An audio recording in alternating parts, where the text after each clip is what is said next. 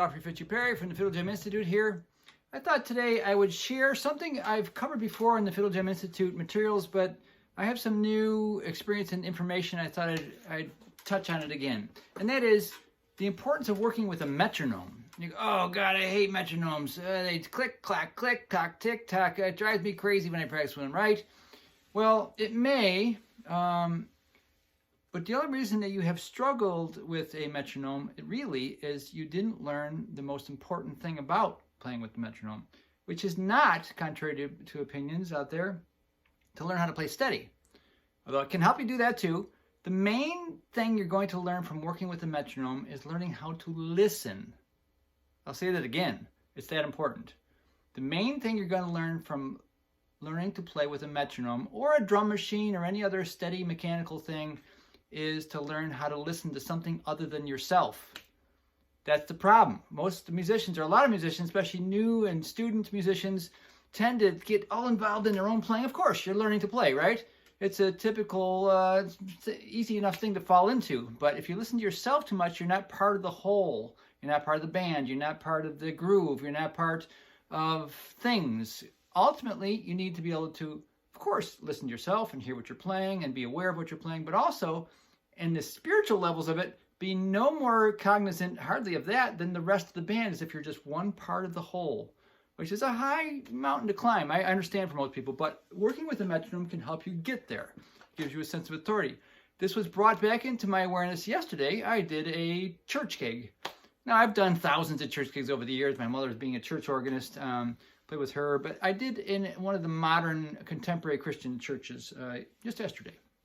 And if you haven't been to one of those or know anything about that, they are very high tech. They had a full Ableton system. They had a headphone for every musician. They had tracks that you listened to in the headphones and played along to. So you had to learn to listen to the click and play along, or you couldn't do the gig. And they had a cue. Everybody had their own mixing station, little gizmo on a mic stand. You could change the mix in your headphones and nobody else's. Pretty slick. And when the musical director he'd start the track, he had the go button, and you'd hear 1, 2, 3, 4, 1, 2, chorus now, and you hear a human voice that the audience wouldn't hear, the congregation would not hear. You'd hear a track telling you, okay, here comes the verse, here comes the bridge, here comes the different parts. So it made it quite easy, if you could listen and play at the same time, to do the gig. You hardly had to practice. I mean, I did practice and know the songs, so they had a general idea before I got there. They also sent tracks and these kind of things ahead of time, but you listen to a track. There might even be some extra instruments on the tracks that you play along to. Some people think that's cheating, but it does give a nice presentation. They had 4 musicians on stage, and there was more instruments actually that the congregation actually heard. But the trouble is, if you're a drummer or if you're any musician that can't follow the click, you're not going to get the gig. And really, the only reason you'd have trouble is because you didn't learn to listen hard enough to that is outside of you and not any more than yourself, which is a trick. It's what you got to practice. So when you're practicing with a metronome, you're really not learning to play steady. That's a symptom of playing with a metronome, yes, but it's not the main event. The main event is to learn to listen to something other than yourself. Now, if you'd like to learn more about this kind of stuff, and many other things as far as the fiddle and jamming and electric violins, Outlaw Fiddle, this is my prototype electric violin with a patent pending system.